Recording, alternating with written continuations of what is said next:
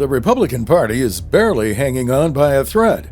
Yes, it won a slim majority in the United States House of Representatives, but the overall performance of the GOP in the 2022 midterm elections was lackluster. This came on the heels of the Republicans' defeat in 2020.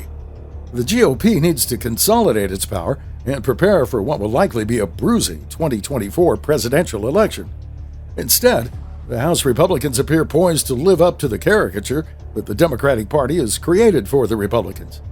The GOP is a bunch of racist, wealthy, detached dilettantes who hate poor people and want the needy to suffer. I'm talking about the pending fight over the debt ceiling.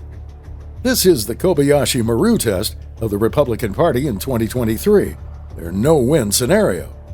In the film Star Trek II, The Wrath of Khan, we learn that as a young Starfleet cadet, Captain James T. Kirk took a test that he was supposed to fail.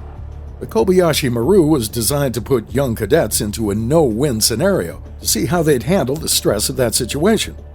In the film, Kirk explains that he hacked into the simulation computer and changed the conditions of the test the night before. He cheated so that he could, in fact, win. The film explains that Kirk was given a commendation for his original thinking. The Speaker of the House, Kevin McCarthy, and his leadership team need to change the conditions of the pending debate, because as it stands, the GOP is going to lose big in this debate. Sure, many rock-ribbed conservatives in the Republican Party will welcome the clash over the debt ceiling. They'll even be fine with the country defaulting on its debt. Of course, no one will be sanguine with the outcome of that reality. As their pensions dry up, inflation goes through the roof. If you think it's bad now, just wait.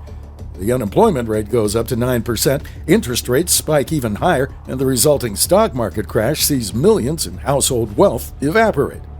The Democrats who led the way in spending us into oblivion won't be blamed, though over the years, successive Republican Congresses and presidents helped the Democrats along.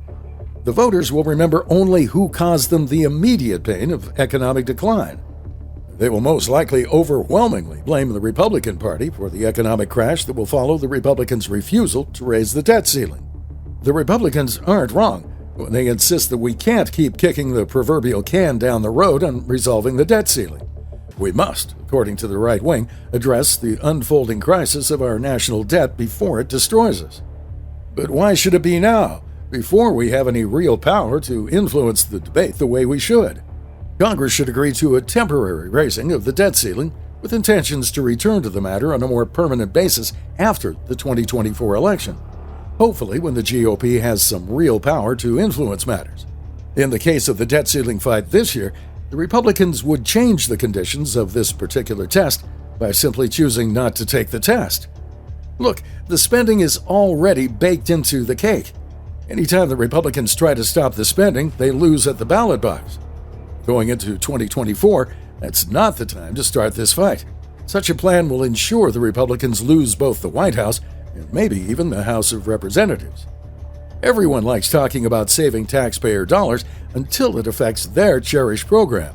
Then everyone suddenly becomes mini FDRs. So Republicans should table this discussion until a more advantageous time can be arrived at, which would be after the GOP holds the House, gets the White House, and hopefully returns to majority in the Senate as well.